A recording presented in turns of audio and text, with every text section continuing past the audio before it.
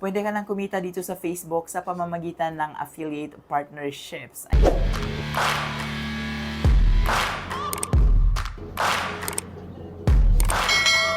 Hello guys, welcome back to my channel. Ayan, for today's video guys ay pag-uusapan nga natin ang tungkol sa affiliate partnerships. Ayan, kung ikaw ay invited na sa content monetization, i-check mo na at baka meron ka na ring affiliate partnerships. Isa ito sa mga tools na ino-offer ni Meta na kung saan pwede na tayong mag-earn sa papamagitan lang ng pag-share ng mga products galing sa Shopee. Ang galingan ni Shopee dahil nakipag-partner na siya kay Meta. And good thing dahil lahat ng Facebook users ay pwedeng gamitin itong tools na ito para mag-earn tayo ng pera. Additional income din ito guys, lalong-lalo kapag nasa bahay ka lang or wala ka namang ginagawa. It's about time na para pasukin ang pag-a-affiliate. Ayan, again, once invited ka na sa content monetization, i-check mo muna kung meron ka ng affiliate partnership. Kailangan mo lang i-set up ang tools na yan, and once na-set up mo na yan, ay pwede ka nang mag-start ng mag-promote ng mga products galing sa Shopee. Napakasimple ng gawin mo guys, kailangan mo lang gumawa ng short review or short videos dun sa product na gusto mong i-promote dito sa Facebook. I-upload mo yan as Reels videos. And automatic guys, maglalagay ng ads dyan si Shopee na kung saan pwedeng i-click ng mga viewers natin. Kapag nagustuhan nila ang mga products na nire-review natin, ay pwede tayong mag-earn dito sa ating Shopee account. Ang earnings po dito ay papasok sa ating mga Shopee account na nakalink sa ating Facebook. Ang pinakaunang requirements dito guys is kailangan meron tayong Shopee account. Once meron ka ng Shopee account, ay ililink mo yan ngayon sa Facebook. Hindi po lahat ang nabigyan ng affiliate partnerships, pero kung meron ka na ngang content monetization tools, i-check mo na baka isa ka sa naimbitahan na rin sa affiliate partnership.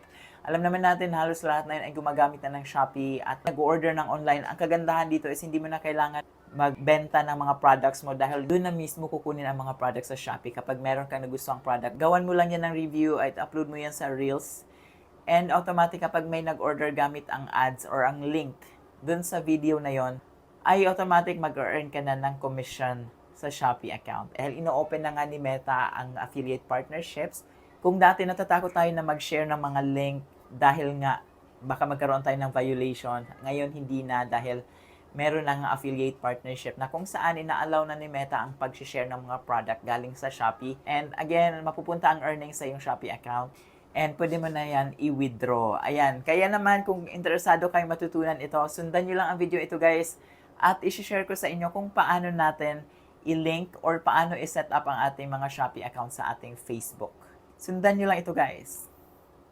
Buksan lang ang Facebook at pindutin ang profile icon sa lower right corner at pindutin ang professional dashboard. Under monetization, makikita nyo ang affiliate partnerships. Pindutin nyo lang yan.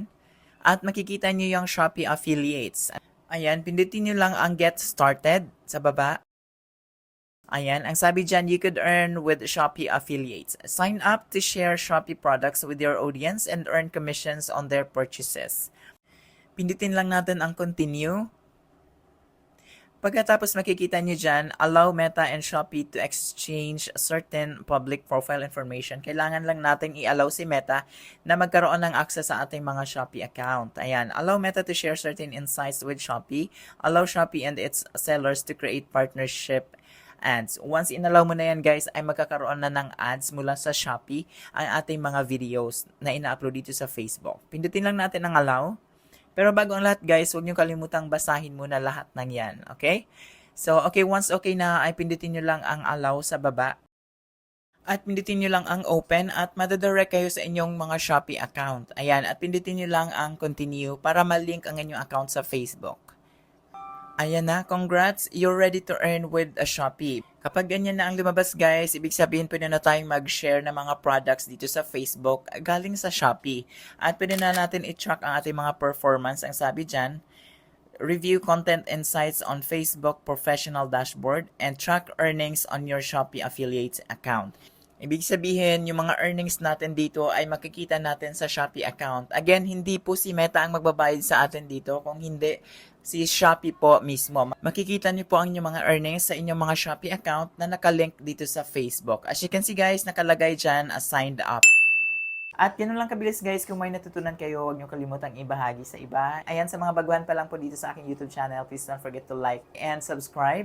And hit niyo na ang notification bell para ma-notify kayo sa susunod na mag-upload tayo ng mga tutorial videos.